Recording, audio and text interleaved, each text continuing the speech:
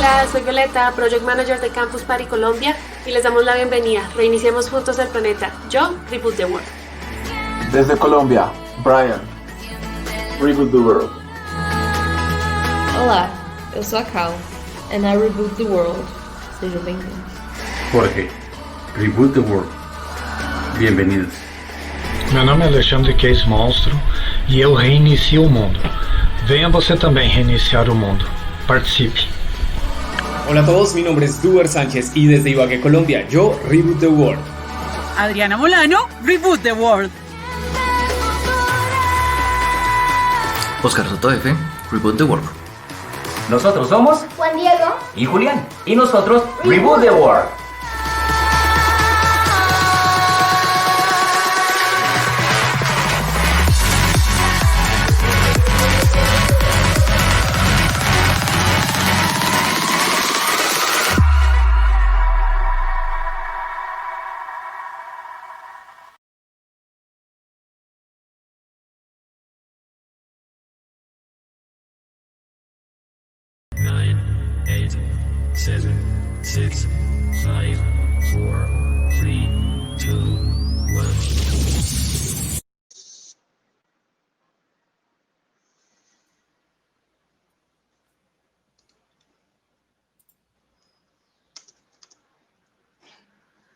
Bueno, hola, ¿cómo están? Hola, Pierre.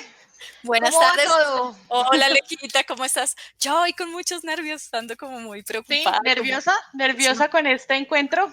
Sí, lo soñé mucho. Realmente esta charla la tenía yo pendiente hace como 5 años quizás.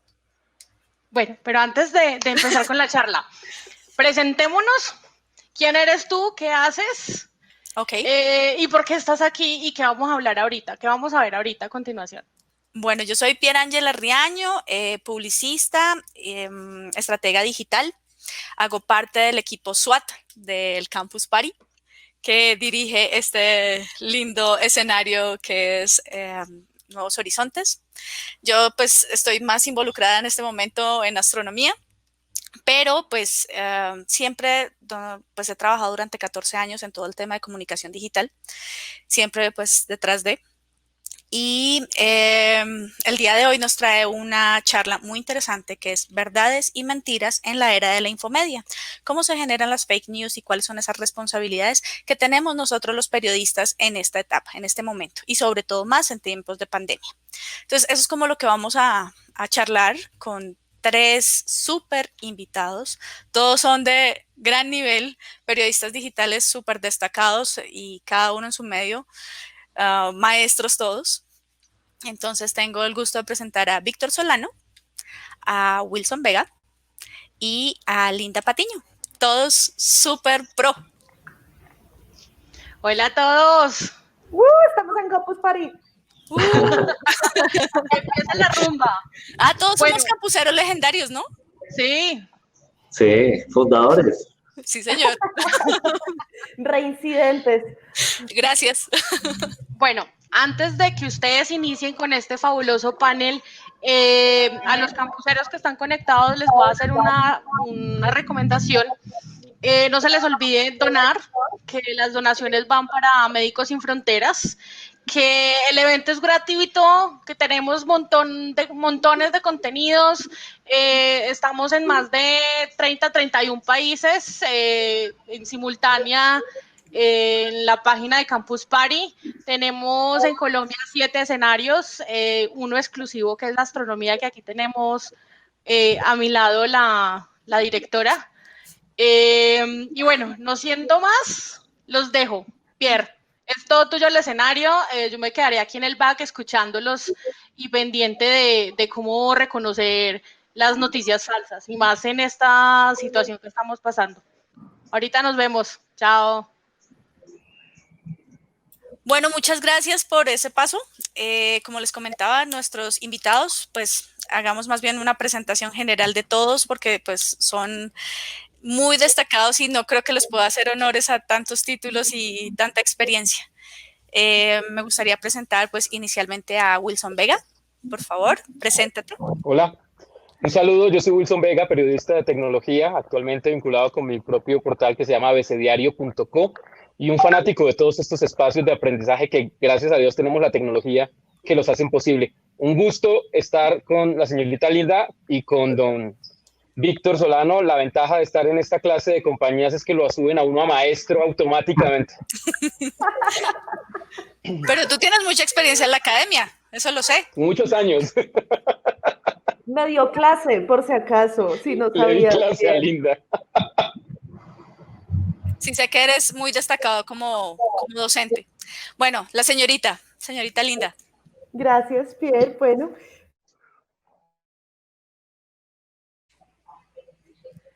¿Se detuvo Linda o fui yo? ¿cómo? Se nos quedó Linda, creo. Lin, te congelaste un rato. Aquí estoy. No me quiero congelar. ¿Me ven? Díganme. Sí, ahora Ay, sí. Dios. Perdón, Sí, ya. lo siento. Internet, ya saben, esta es la hora pico en donde todo el mundo utiliza internet. Bueno, yo soy Linda Patiño, soy periodista de tecnología, soy analista digital y soy activista por los derechos humanos de las mujeres en internet. Gracias a ese trabajo fui reconocida este año como nominada a los premios de la Cumbre de la Sociedad de la Información en Naciones Unidas y he tenido la oportunidad de compartir espacios de tecnología y derechos humanos, que es lo que más me apasiona. Y estoy aquí en campus por tercera vez y estoy muy feliz. Bueno, y pues el más grande de todos, que es un honor para mí. Sí, para mí realmente, Víctor, es un honor compartir por primera vez pantalla y escenario contigo. Víctor, sigue, por Bueno, favor. muchas gracias. Quizás no soy el más grande, sino el más viejo. No. El más grande en edad. Pero no, mil gracias, Pierangela. Y no, para mí es de verdad un honor compartir con tres colegas a los que admiro profundamente. A Linda, por ejemplo, la reconozco precisamente como esa joven gran promesa que ya no es promesa, sino que se cumplió a sí misma. Wilson, pues indudablemente un colega de muchísimos quilates, y a Pierangela la conozco también desde hace muchos años, sobre todo cuando hacíamos mucho más activismo digital. Entonces, de verdad, soy yo el agradecido y aquí con toda la disposición para compartir lo poco que sé y aprender mucho de ustedes. Muchas gracias, Víctor. Bueno, pues entremos entonces en materia. Me gustaría hablar con ustedes específicamente sobre el tema de la responsabilidad del periodista en momentos como este de pandemia o momentos de crisis, cuando tenemos tanta información falsa, cuando hay tanto ruido alrededor de nosotros y cómo nosotros como periodistas tenemos la responsabilidad. Pero para esto creo que es importante que como que contextualicemos a nuestro público sobre la infomedia y cómo realmente entiende la gente la infomedia, porque una cosa es que nosotros que estamos en el mundo digital tenemos claro el concepto, pero no se lo hemos trasladado siempre a las personas y como tenemos diferentes tipos de público valdría la pena. ¿Quién le gustaría empezar? El profesor. Es como para Wilson. Por favor, Víctor, comience usted. Entonces va a tocar a Edu. No. Dale, Víctor. ¿Nos podrías de pronto, sé que tú tienes un podcast donde hablabas de la infomedia? Bueno, sí, básicamente yo no voy a dar ninguna definición enciclopédica del tema y entonces perdón si los frustro por ese lado. Pero digamos hoy lo que tenemos que entender es que los circuitos de información hoy en día cada vez son más complejos, son multifuentes, hay múltiples dispositivos, múltiples plataformas, múltiples audiencias, es decir, todo se multiplicó literalmente. Y eso hizo que la red de comunicación, su entramado se complejizara aún muchísimo más. Y lo que nos enseñaron en la universidad de que había un punto, un emisor y un receptor, eso quedó, pero pues en la prehistoria de entender la comunicación. Hoy confluyen muchísimas más cosas. Y en ese sentido, hoy las plataformas comunican per se, aparte de los mensajes, las plataformas comunican comunican, los momentos en que se comunican. Es decir, esto significa que esos flujos de información tienen su razón de ser en una tensión entre una demanda y una oferta, entre unos consumidores que no se conformaron con serlo, sino que son prosumidores. Y eso significa que la cantidad de contenidos que se está produciendo hoy en día pasa también por una calidad muy variopinta. Y eso nos somete a una gran cantidad de riesgos, a una gran fragilidad de los medios que también han entendido su vulnerabilidad a caer en esos riesgos, y una gran cantidad de personas que desde la orilla de la audiencia, donde se solían sentar cómodamente, ahora son profusos productores de contenido de todo tipo. Entonces, ese es el marco en el que nos estamos moviendo. Entonces, más allá, yo quizás evadí un poco la definición de infomedia como tal, pero creo que era pertinente mencionar esa dificultad del contexto que tenemos ahora. De acuerdo. Pues bueno, tú dijiste 3 cosas súper importantes. Y es que ya como tal no existe el emisor y receptor como nosotros lo aprendimos y nos lo enseñaron en el colegio y en la universidad. Ya hay otros medios. Y las plataformas tienen unas necesidades particulares donde nosotros nos convertimos en prosumers, en productores y consumidores de medios. Es aquí donde empezamos a tener el problema. Y es cuál es nuestra responsabilidad cuando nosotros como, no solamente periodistas, porque jugamos en el diario que hacer, las personas jugamos a ser periodistas, es el voz a voz, que es lo más importante dentro de la comunicación y más, por ejemplo, en estos momentos donde estamos aislados y desde casa comunicamos cosas. Wilson, ¿tú podrías indicarnos cuáles son como esos grandes pecados que como prosumers tenemos? Y es que claro, tú sí puedes definir qué es infomedia porque Víctor no pudo. Ah, por favor, gracias. Sí. Yo, pues de por sí que el término, si estamos, espero no estarme confundiendo, pero si estamos hablando de infodemia, es la situación que estamos viviendo ahorita precisamente por la coyuntura de este año de locos, que nos crea toda la información relacionada con la epidemia de coronavirus, porque es básicamente el fenómeno que explicaba Víctor, pero elevado a una potencia, porque a quienes trabajamos en periodismo siempre nos ha molestado la información falsa, tendenciosa o incorrecta, pero más allá de que sea una molestia, en estos momentos es cada vez más un peligro. Y cuando no podemos hacer algo, cuando la gente, o sea, si una multitud de personas piensan que nunca llegamos a la luna, realmente eso es una anécdota, es un problema, pero pues no afecta directamente a nadie o a muy pocos. Pero si mucha gente piensa que no se le puede, no se puede contagiar, no sé, con este medicamento hidrocloroxiquina, ahí ya empezamos a tener un problema porque no tenemos un consenso, está pasando un discurso y no lo controlamos. Entonces, nos frustra, pero hay vidas reales en riesgo. Para volver a lo que preguntaba Pirángela, me parece que el tema es que ese gran equalizer, ese gran rasero que nos unió a todos, que es la era de la información digital y la era de la internet móvil, nos obliga a jugar con reglas de uno y otro lado, pero muchas veces a los periodistas con las desventajas de uno y otro lado. Nosotros queremos sumarnos a las conversaciones que ya están teniendo usuarios comunes y corrientes que no tienen ni el conocimiento ni la obligación de usar el rigor que a nosotros nos enseñaron y se espera de nosotros, pero al mismo tiempo eso es como tener una cadena amarrada a la pierna, porque yo no puedo correr igual de rápido, yo no puedo sumarme hasta no saber de lo que estoy hablando, y eso muchas veces hace que sea de nuevo frustrante y que sea, en últimas, insuficiente.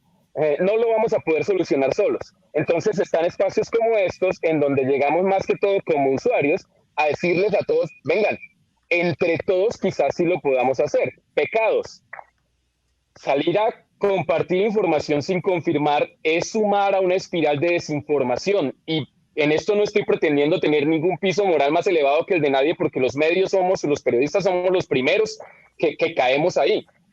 A veces porque estamos informando a partir de trinos. lo cual es la mejor manera de volvernos irrelevantes. Si todo lo que tu nota dice es que fulanito trinó y fulanito le contestó, lo que me estás diciendo es que debo pasar más tiempo en Twitter.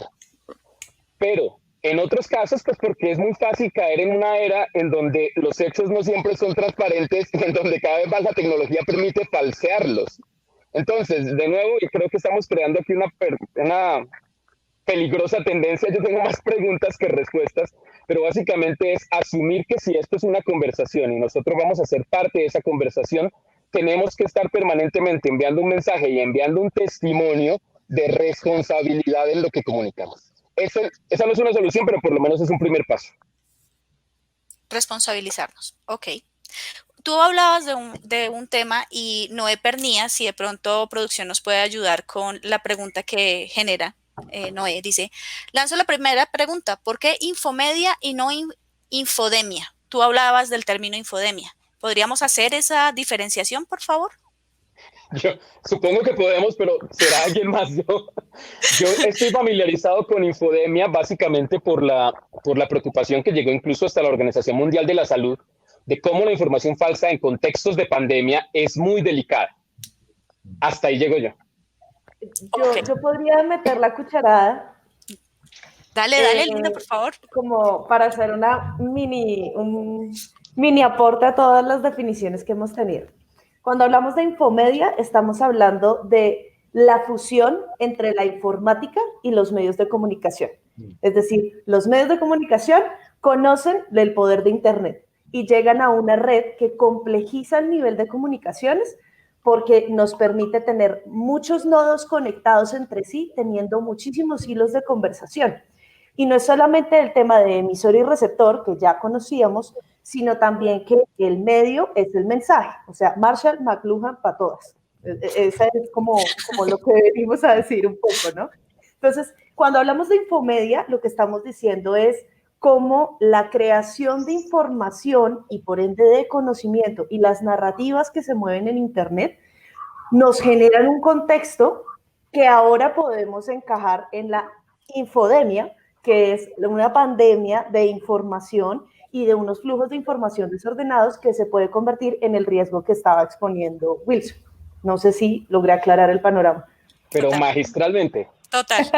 Hiciste la síntesis de ese primer problema.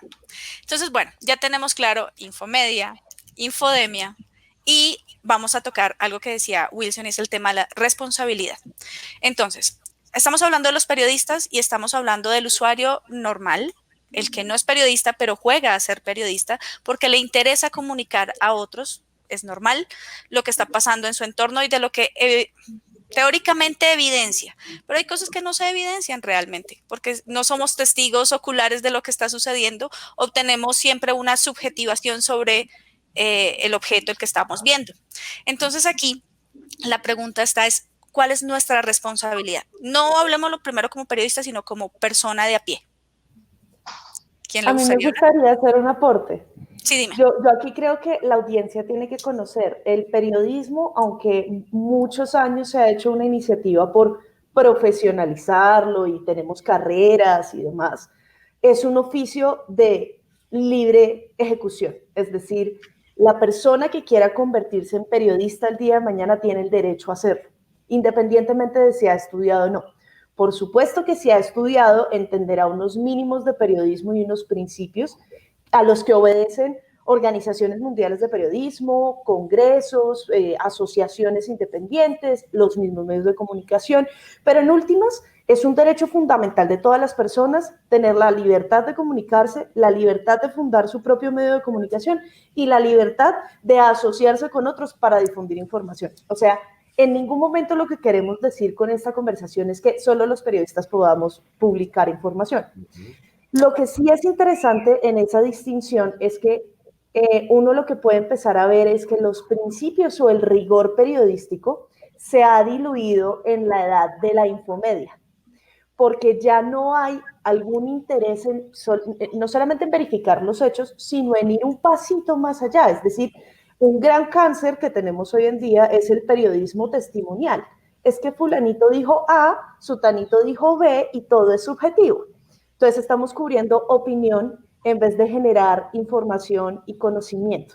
un reportero real, independientemente de que tenga un título o no, porque muchos de los grandes periodistas de este país no estudiaron periodismo nunca, es quien se va a la fuente de la información y si no tiene la fuente directa porque no fue testigo ocular o porque hay muchísimas cosas, trata de reunir un contexto mucho más amplio con distintas fuentes de datos, fuentes internacionales, fuentes expertas y arma una conversación lo suficientemente coherente para decir, esta es una parte de la verdad que descubrí, ¿verdad?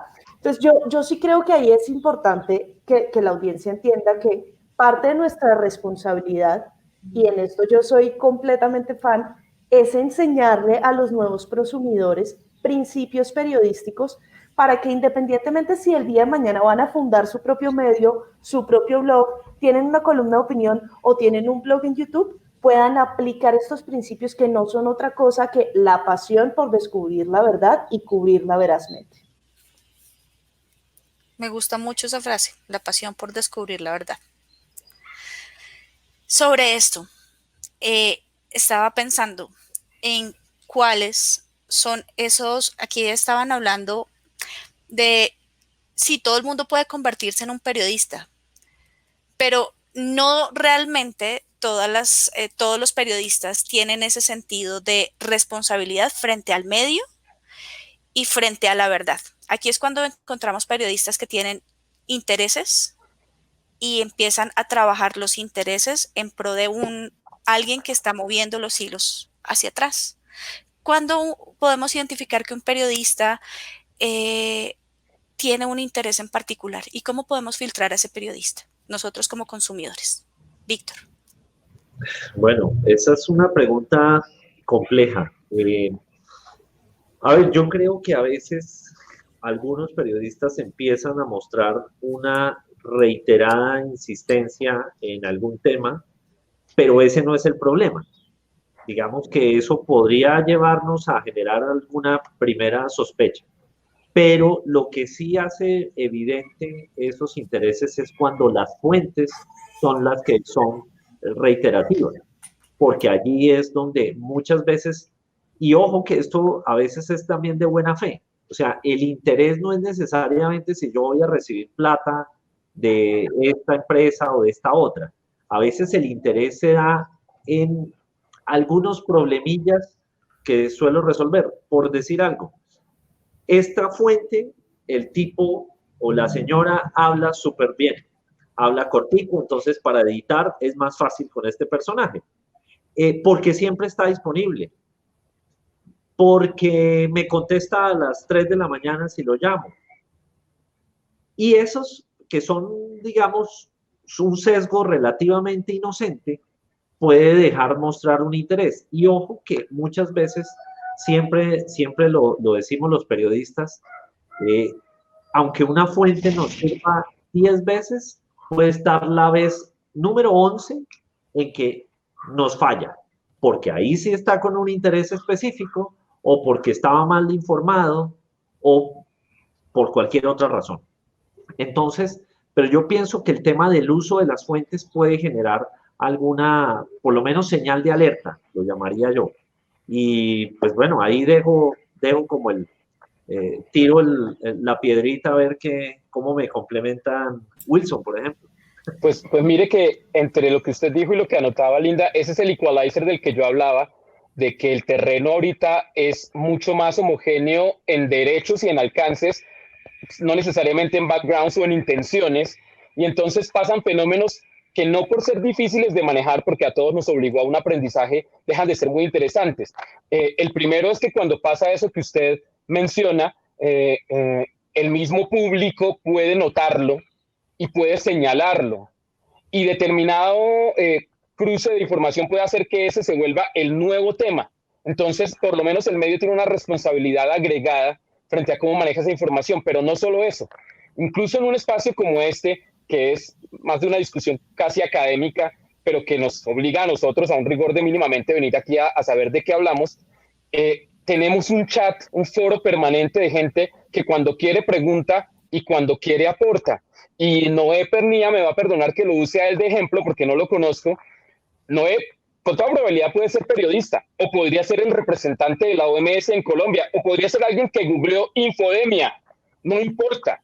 Lo que él tiene aporta y obliga, porque suma a esta conversación. Entonces, ese sesgo que uno ve y que se ve tan a menudo, no siempre proveniendo de grandes conspiraciones, pero sí respondiendo a toda clase de intereses, a veces puede ser simplemente el sesgo intelectual de un periodista que tiene sensibilidad para una parte del tema y no para otra. Pero el público tiene no solo la posibilidad, sino que en este punto yo me atrevería a decir la responsabilidad de sumar y guiar y enriquecer la discusión. Pero es que necesitamos a veces ser políticamente correctos, o sea, como periodistas y como seres humanos, y entonces ahí es donde tenemos esa delgada línea, ¿no?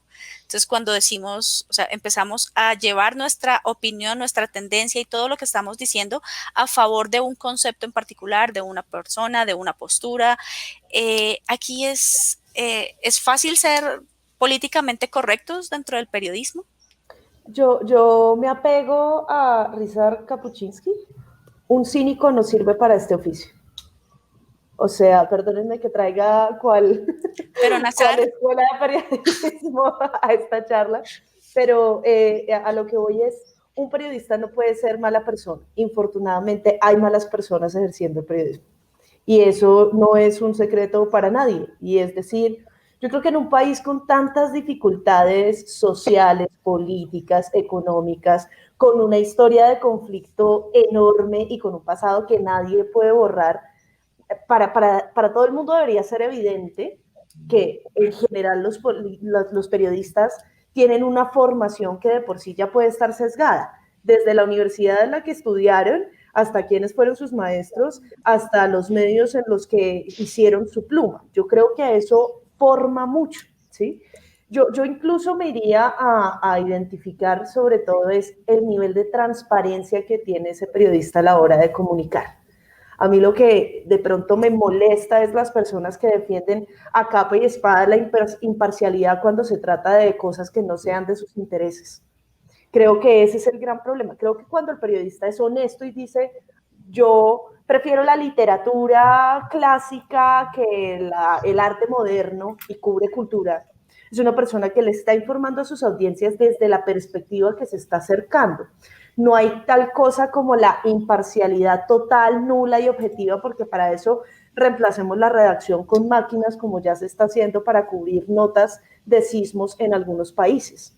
En realidad, el ojo del periodista te da a ti una perspectiva y una perspectiva que es subjetiva y que es el origen del nuevo periodismo, pero que a la larga lo que tiene que ser es transparente frente a quiénes son sus fuentes, cuál fue su mecanismo de información y cuáles son los otros mecanismos que extrapolan su puesta de vista. Por ejemplo, yo soy periodista de datos, tengo una maestría en ese campo, y a mí me gusta mucho ese campo del periodismo porque es decir una realidad de los datos, es dar una interpretación, pero sobre todo es liberar la base de datos para que sean las audiencias quienes identifiquen esas tendencias y puedan contrarrestar lo que uno está diciendo con los mismos datos.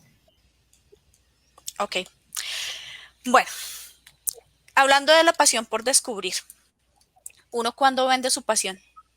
Porque actualmente uno ve tantos periodistas que realmente arrancan tan bien y uno los ve tan bien posicionados y uno los ve realmente con un sentido tanto, porque una de las razones del periodista es tener un compromiso social, el de descubrir la verdad y llevar a la audiencia a que conozca un hecho y sepa sobre algo que le importa en su entorno. Pero ¿por qué hay tantos periodistas que hoy por hoy arrancan con ese sentido, arrancan muy bien y se pierden en el camino? O sea, ¿qué es lo que está pasando? Y sobre todo en países tercermundistas, ¿por qué pasa esto tanto con el periodismo? Bueno, a ver, justamente en estos días también había, o se ha hablado mucho en los medios alrededor de que, por ejemplo, qué es lo que está detrás de lo que pasó con la tragedia en Tasajera, ¿cierto? Con lo de esta tragedia en la cual muchas personas resultaron quemadas. Y se le ha echado la culpa a la pobreza como el motor que justifica los actos que ocurrieron. Si llevamos el símil, o voy a tratar de que no me salga tan mal, yo creo que uno no puede justificar en los problemas económicos, en la pobreza, en la dificultad que yo pueda estar viviendo como persona para perjudicar mi oficio o para perjudicar los medios. No obstante, lo que sí hay que decir es que muchos medios y algunos medios que son emergentes se han visualizado más como empresas que, así como producen zapatos, producen contenidos. Y cuando no tienen una concepción alrededor de lo que significa hacer periodismo, pues contenidos puede ser cualquier cosa. Si hoy, y me gusta que Linda haya mencionado el tema pues por ejemplo, de tomar información y que unos bots produzcan contenidos, ¿qué tal que le dejásemos al software producir la agenda mediática alrededor, por ejemplo, de lo que leyese en las redes sociales? Pues todos los medios estarían hablando sobre Kim Kardashian. Todos los medios se dedicarían prácticamente a esa señora y a otras, ¿sí? A lo que diga el príncipe Harry. ¿Por qué? Porque justamente pues, eso puede llegar a ser tendencia en las redes. Entonces, a donde voy es a que la producción de contenidos tiene que ser llevada con un criterio para no generar un periodismo servil, sino un periodismo de servicio. Y es ahí donde creo se separa un poco quién está aquí para hacer periodismo y quién para hacer cualquier tipo de contenidos. Es decir, el ejercicio del periodismo implica un sacrificio en cuanto a qué queremos decir. Allí el periodismo es sobre todo lo que debemos decir, que yo sé que es cuestionable también y da para otro debate, pero creo que uno no puede hacer contenido solamente en lo que quiera la audiencia, que muchas veces es por donde se rompe la tuerca. Yo estaba viendo a Wilson hacer caras respecto al periodismo servil. Cuéntanos, ¿qué quieres decirlo?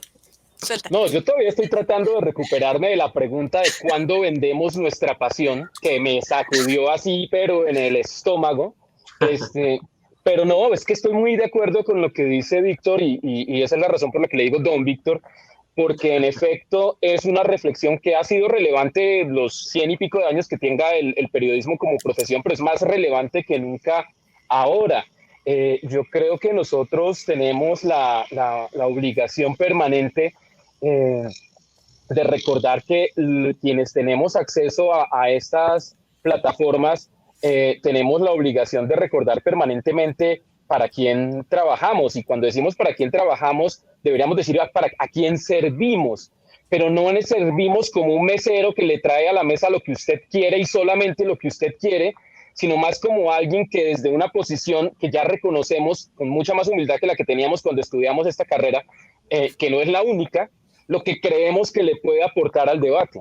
Los desafíos son enormes porque hoy en día hay discursos no solo paralelos al periodístico, sino en algunos casos completamente opuestos, desde tribunas muy elevadas, gubernamentales incluso.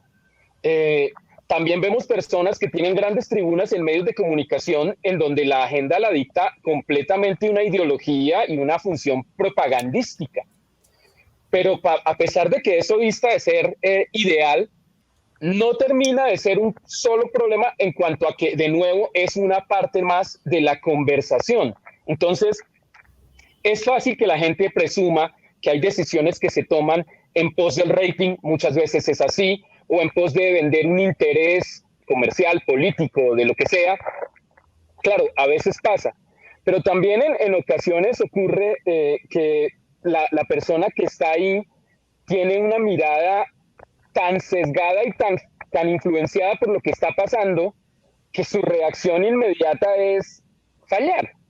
Ayer ocurrió, yo creo que ustedes lo vieron, que empezó a generar ruido un video de una presentadora de uno de los canales privados que en un directo entraba una mano a la toma y le bajaba una parte de la blusa.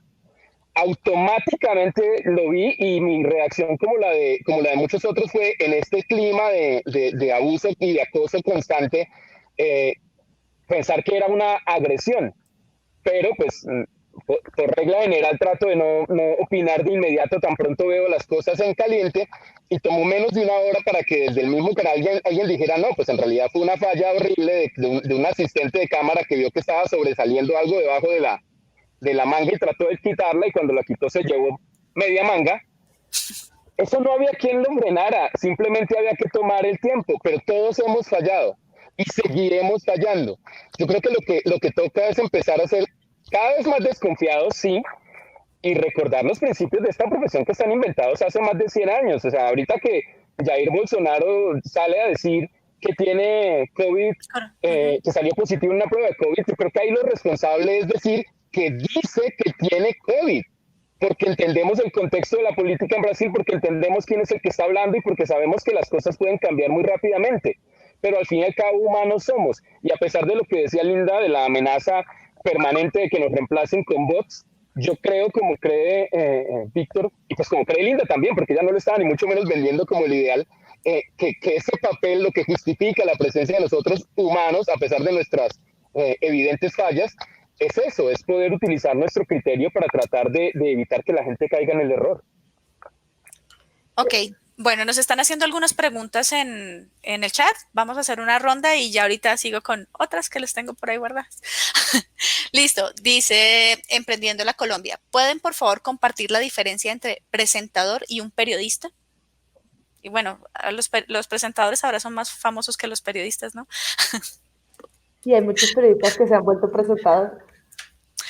Yo entiendo de dónde viene la pregunta, pero siento que ahí puede haber un error en cuanto que usted puede ser presentador, puede ser periodista, puede ser blogger, puede ser youtuber, y no importa, porque lo que importa es la actitud y el criterio con el que está ejerciendo su trabajo. O sea, un personaje como esta chica de Colombia tiene un público y tiene un discurso, y es para todos los efectos, y aquí Linda la experta, una influencer. Pero creo que nadie está esperando de ella un rigor periodístico que por otro lado ella tampoco ha pretendido jamás tener. Yo conozco presentadoras que jamás en la vida darían una noticia, a pesar de que la están leyendo en un texto o en un prompter, nunca la reportearon, pero no la darían sin estar seguras de entender de lo que hablan, de que están usando los términos correctos y de que le están aportando ellas su medida de credibilidad al decirlo. O sea, el rigor no se queda en la puerta solo porque el que reportera un periodista y ahora lo está leyendo una presentadora. Pero así como usted puede ser una presentadora o un presentador de manera ligera, pues también puede ser un periodista de manera ligera. A mí me gustaría hacer un aporte a eso, y es, creo que tenemos que sacar este debate de las figuras tradicionales donde definimos al periodista. Es decir, aquí hay un peligro y es definir al periodista como aquel que trabaja en medios. Porque en los medios trabajan personas de recursos humanos, trabajan personas que solamente se dedican a reportería gráfica, pero que también hacen fotoperiodismo. Es decir, hay una infinidad de esferas, y es que la comunicación es tan rica que los roles son muchísimos. Ahí lo que me parece interesante es, al final del día, hacer periodismo es obedecer a unos principios periodísticos en los que la misma sociedad se ha puesto de acuerdo y que se han ido reevaluando. O sea, cuando yo estudié periodismo, yo tuve un profesor que decía que si uno no fumaba y tomaba tinto no podía ser periodista. Probablemente era un comentario chistoso en el aula que al final no tenía nada de gracia, pero que hoy en día se reevalúa. Y sí, hay gente, o sea, hoy en día, por lo menos la redacción que me tocó a mí, yo no veo gente fumando en el puesto, punto. Y eso no los hace mejores o peores periodistas. Creo que hay un digamos, imaginario alrededor de la imagen del periodista muy cercano, y en este tema el experto es Wilson, muy cercano al mundo de los cómics y de la cultura popular, donde vimos toda una generación de superhéroes que estaban cerca al periodismo. O sea, Clark Kent era periodista, Peter Parker era fotoperiodista, y ahí vemos como una serie de imaginarios frente al periodista. Y no se nos puede olvidar que hay muchos periodistas independientes, hay nuevos medios, y lo que es más interesante, yo creo que en los últimos años, como respuesta de la infomedia, han surgido nuevos modelos económicos de periodismo, que no están ligados necesariamente a ser una fábrica de contenido, y otros que sí se han dedicado a hacer el Netflix del periodismo. O sea, lo que pasa aquí es, el periodista hoy en día tiene que competir con la novela de farándula, con la reprogramación, con el estreno de HBO, con los capítulos y con los podcasts que pueden consumir las personas de lo que les gustan a la hora que quieren y como lo quieren, y con las burbujas ideológicas que rodean a los usuarios. Un comentario que hacía Wilson ahorita era, los periodistas no podemos estar dando un servicio solo de lo que la gente quiere, sino que nos caracterizamos por un criterio. Y creo, lo peor de todo este panorama es que creo que por lo que la gente algún día va a llegar a pagar es por curadores de contenido que naveguen en esa infodemia y que le den a uno información veraz, que lo haga pensar y con perspectivas. Y ya hay colectivos periodísticos como Project Syndicate que lo están haciendo y que cobran por ese periodismo, y que los usuarios tarde o temprano van a entender que en un momento donde la data es una moneda de cambio, es muy difícil saber qué información tiene o no tiene intereses. Bueno, abriste la ventana a la siguiente pregunta. La caja de Pandora. ¡Tarán! La siguiente pregunta va enfocada a los medios digitales independientes. Todos ustedes se han independizado y han estado afuera y tienen sus propios canales y tienen sus propios, o sea, su propio medio de comunicación. Ustedes llegaron a esto porque ¿qué fue lo que no les satisfizo a los medios regulares? ¿Qué fue esa insatisfacción donde ustedes trabajaban para llegar a medios independientes? ¿Qué es lo que ustedes están buscando como periodistas? ¿Qué es lo que están rompiendo aquí? Me pido no estar de Que hable la que acaba de salir de un medio. Yo no sé, ¿quién puede hacer dentro de estas Ni idea, la verdad, no sabemos. Yo debo decir que más que inconformidad, yo creo que hacer periodismo no es lo mismo que trabajar en un gran medio. Creo que eso es un principio del que uno parte. Pueden ser muchas situaciones, y aquí a la audiencia hay que hablarle con transparencia. Los medios tradicionales están en crisis. Más de una vez han escuchado que han salido 100, 200, 50, 10 periodistas expulsados de la redacción lamentablemente porque no hay financiación o porque el modelo no da o por 1000 razones. Puede ser que esa persona estuviera deprimida porque ya no le gusta lo que hace. Es decir, hay una infinidad de razones por las cuales hay como una migración de fuerza laboral de periodistas. Mucha de esa fuerza laboral se queda en el periodismo, mucha se pasa al mundo de influenciadores, blogueros y mantiene ese rigor periodístico, y otra gran parte, que diría yo es la mayoría, se pasa al tema de las relaciones públicas, la generación de contenidos y otras cosas. Es decir, aquí lo que no podemos desligar es que la profesión está unida a una idea de realización personal, atención a un contexto, pasión propia y finalmente sostenibilidad propia. O sea, el modelo Ikigai. En el mundo ideal todos podemos trabajar en lo que nos gusta, en lo que somos buenos, por lo que nos pagan y lo que le sirve al mundo. Pero esa realidad no se aplica a todo el mundo. Entonces yo sí creo que hay unos como yo, que queremos explorar otras posibilidades de crecimiento profesional y que vemos en el periodismo un rol que queremos seguir llevando a otros límites. Y hay otras personas que deciden salir de los medios de comunicación, salidos o salieron porque lo salieron, para reinventarse en un futuro que es de incertidumbre. Algo que no puede pasar desapercibido es el periodismo no es la única profesión que se está reinventando. En los próximos 10 años vamos a ver miles de empleos, si no es que millones de tareas automatizadas que no van a volver a existir en manos de humanos, y va a haber gente que diga, yo toda la vida conduje camión y me especialicé y saqué una licencia y demás, ya no sé qué hacer con mi vida. Entonces creo que eso nos está alcanzando a todas las profesiones en todos los niveles. Ok. Víctor, cuéntanos el porqué. Bueno, pues yo en realidad es mi caso, tenía mucha curiosidad de probar otras cosas y creo que he podido pasar prácticamente por todos los escenarios con una decisión consciente de probar distintos medios, de probar distintos roles. Ahí alguien decía ahora, ¿cuál es la diferencia entre periodista y presentador? Que fue una de las preguntas que pasaron acá. Yo, por ejemplo, creo que de alguna manera he aprendido a ser presentador hace muy poco, pero es un rol que he encarado y que me ha parecido interesante hacerlo. Muchas veces y me gusta lo que decía Linda, de los roles tradicionales que se hablan en el periodismo y que saquemos la conversación de ahí. Muchas veces ser presentador es un comienzo para luego llegar a hacer otras cosas. Yo he podido tener la suerte de hacer información, he podido hacer opinión, he podido hacer relaciones públicas, he podido hacer radio, televisión, prensa, digital. Hoy lo que me tiene feliz es poder haber tenido ese camino. Y creo que cada uno de nosotros debe buscar eso, que su camino incluso pueda ser como el mío, serpenteante, lleno de curvas. Para otros eso será el vértigo total y más interesante, seguir una línea recta, pero a mí me encanta que haya precipicios al lado, porque el periodismo mismo es desfilar al lado del precipicio, es caminar sobre la cuchilla, sobre la sierra en una montaña.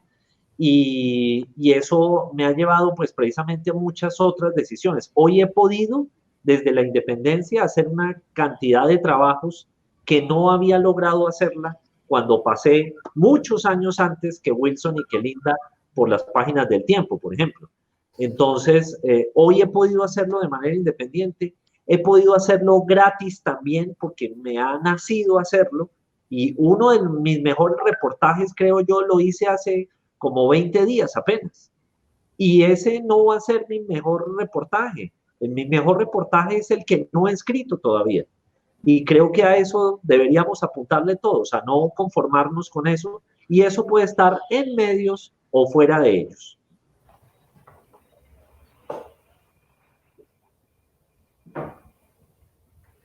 Creo que te están dando paso, Will. Eso me temía. Perdón, Wilson, sí, estaba muteada, perdón. Que nos puedas, por favor, compartir tu experiencia. Para mí es complejo porque a pesar de que registro como todos la crisis de los medios tradicionales, no puedo evitar lamentarla. Cada redacción que se cierra en un país es una voz de la democracia que se pierde, incluso las de medios absolutamente institucionales y tradicionales y que usted no espera que sean necesariamente la renovación. Le garantizo que ahí dentro hay periodistas que están tratando, dentro de lo que pueden, de aportar su voz a un discurso que enriquezca primero la voz del medio y segundo la gran colectiva información que consumimos. Lo que pasa es que, y esto creo que es algo que compartimos los tres, yo nunca he perdido la fe en que el periodismo tiene futuro, en que el periodismo sigue teniendo sentido y quizás es más necesario que nunca. Es inevitable al decirlo, que escuchar que suena a cliché, pero si usted lo pone en el contexto de lo que hemos dicho, se da cuenta que no. Todavía queda un espacio para esas voces, siempre y cuando esas voces vengan, como decíamos ahora, a enriquecer, no simplemente a hacer publicidad, no simplemente a replicar bullet points, no simplemente a hacerle el juego a la difusión que gobiernos, marcas, autoridades quieren, sino ayudarle a un público interesado en un determinado tema a tener una información que le permita tomar decisiones. Eso ha sido así siempre. Entonces, y les decía al comienzo que para mí es difícil contestar esto porque cuando yo salí del Tiempo, mi cabeza estaba tan formateada por casi 20 años en un medio tradicional que yo básicamente lo que quería era que me dejaran entrar a otra redacción y me dieran un teclado para ponerme a escribir, porque era lo que sabía hacer. Pero tampoco era que fuera ciego ante los hechos que motivaron el cambio de todo este paisaje y que tan recientemente como ayer siguen provocando el despido de periodistas en Colombia. Lo que creo yo es que hay que buscar cómo poder hacer lo que nosotros entendemos como la función del periodismo sin que importe demasiado el cabezote y crear relaciones con públicos que puede que no sean masivos en el sentido de los 25 millones de usuarios, pero que son relevantes en el sentido de compartir con uno una promesa de valor de este tema nos interesa, y este tema pueden ser los superhéroes, como decía ahorita Linda, este tema pueden ser los carros, este tema pueden ser los cupcakes, o este tema puede ser el derecho internacional. Hay espacio para todos, y de nuevo la forma en que hacemos el trabajo es lo que al final va a marcar la diferencia. Ok, bueno, tenemos algunas preguntas. Producción, si me puede ayudar con la pregunta de Noé Pernía. Dice, es una pregunta que ya es de franquicia. ¿Qué futuro, de acuerdo con su experiencia, tiene el periodismo en el ecosistema digital? Víctor. Profe. Profe. Es que sí, no sé, pase la siguiente. No, mentiras. No, yo creo que el periodismo tiene mucho juego todavía. Es decir, el oficio mismo del periodismo se tiene que pasar por nuevas formas de evaluación. Por ejemplo, yo creo que el periodista, y este es un principio que hoy vuelve a la discusión, que es el periodista debe ser su primer editor. El reportero, cuando está haciendo una historia, tiene que ser su primer editor. Y yo siempre lo vengo diciendo, y fue como una epifanía que tuve cuando me iniciaba en la reportería, y es, las historias le dicen a uno cómo contarlas. Y entonces, cuando le llega a uno la historia, esta le dice a uno, Víctor, a mí cuénteme como noticia, a mí cuénteme como crónica, a mí cuénteme como... Y esos comos, hay muchos nuevos comos ahora, porque nuevas plataformas, nuevas tecnologías para hacerlo. La maravilla del periodismo de datos, es impresionante ese mundo, todo lo que se puede hacer a partir de información que debe estar pública. Pero hoy empiezan nuevas competencias. Curar contenidos es una nueva competencia que debe aprender el periodismo, porque en medio de la infomedia hay que salvar a las audiencias de la infodemia. Y entonces la curación de contenidos por eso es tan relevante. Y hoy tenemos que ser mucho más humildes porque hay mucha más gente buena que no estudió periodismo haciendo buenos contenidos, ¿sí? Y por supuesto, en este punto de inflexión, también tenemos que llegar a una reflexión muy importante, es que los dramas del periodismo en los medios tradicionales se ven cuando las decisiones las toma la gerencia y no la dirección. Y la gran oportunidad que tiene el periodismo para la sociedad sigue siendo la de ejercer el deber de incomodar para recibir el derecho de servir, que es a lo que nos debemos. Wilson lo decía muy claramente. ¿Quiénes son nuestros jefes? Mi jefe no es fulano de tal, el jefe de redacción. Mi jefe es la audiencia, y a la que debo servir no como un camarero, sino a la que debo servirle con la exposición del criterio para poner una información en contexto. Ahí es donde estamos hablando de la integridad del periodista, sea que tenga título o no, que realmente haya nacido para el periodismo y tenga su verdadera intención de comunicar con veracidad, como decía Linda, con la responsabilidad, como decía Wilson, y pues con todas las características que acaba de contar Víctor, la verdad. Bueno, aquí hay una felicitación por parte de Viviana Arjona. Me gustaría que producción me ayudara. Dice que este combo está mejor que el de Puerto Rico. Muy buen espacio, gracias. Más sabrosón. Es importante saber quiénes bailan de este combo, porque... No, sí, yo sí tengo puro swing de un palumpa. Yo perdí.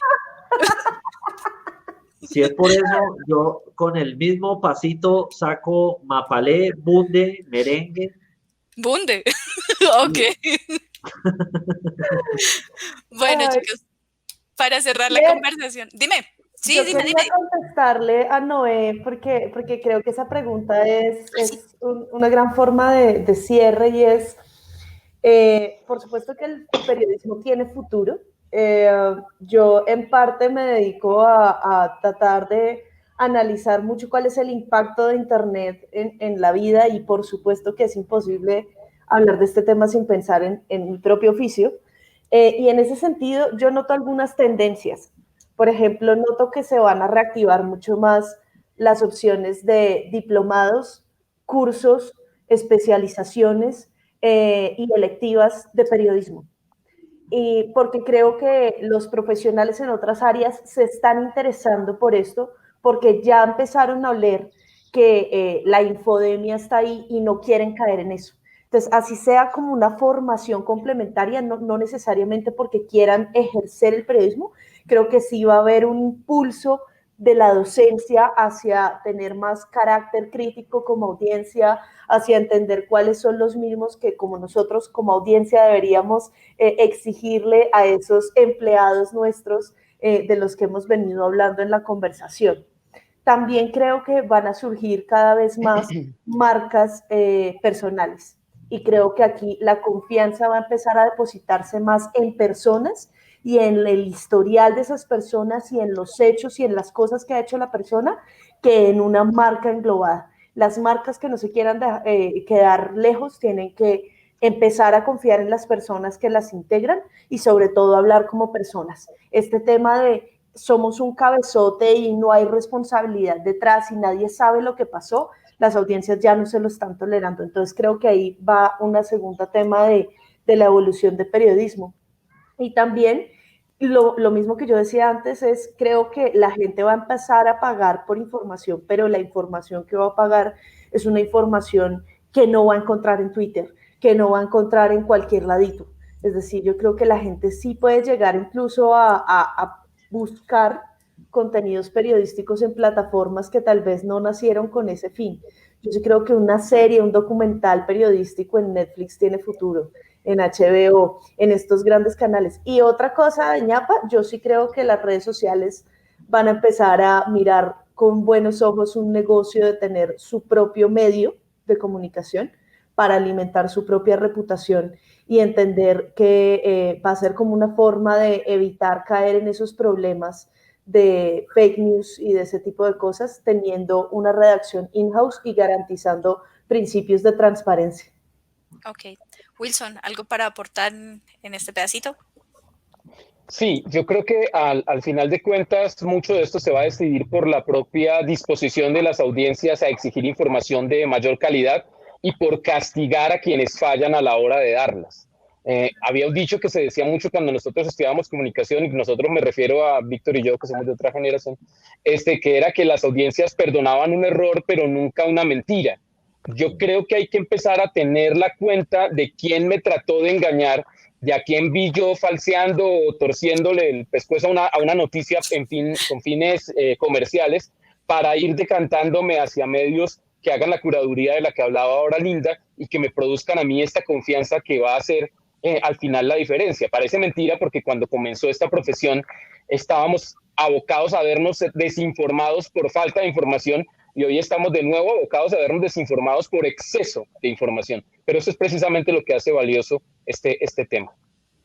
Bueno, desafortunadamente esto nos daría para hablar muchas cosas más y pues más con tremendos maestros. Hay varias preguntas. De pronto, pues por lo que estamos ya muy abocados al tiempo, invito a las personas que nos están viendo a seguir a cada uno de nuestros panelistas en redes sociales. Si es posible, elevar en sus redes sociales estas consultas particulares. Víctor, ¿nos recuerdas tus redes, por favor? Sí, pues en Twitter me consiguen como @Solano. Yo creo que con esa, por ahí llegamos. Ok, Wilson. Wilson Vega. Listo. ¿Y Linda? La más complicada, @LindaPatCard, como Patiño Cárdenas, por si acaso.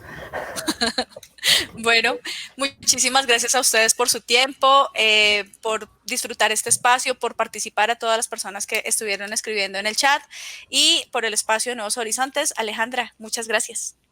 No, muchas gracias a ustedes. Ese panel estuvo fantabuloso, la verdad. Bueno, entonces seguimos con nuestra programación. Ahorita también tenemos otros invitados. Ya me toca despedirlos a ustedes. Bueno. Muchas gracias. Nos vamos. Muchas gracias, aprendimos mucho, sí, el tiempo es corto y apremia aquí, ya están los otros invitados, entonces yo creo que podríamos seguir la discusión por medio de redes sociales, porque esto da para largo y tendido, entonces ya todos tienen los arrobas de ellos, así que nos vemos por ahí por Twitter. Vale, Gracias. gracias. Gracias. Chao. Chao. Chao.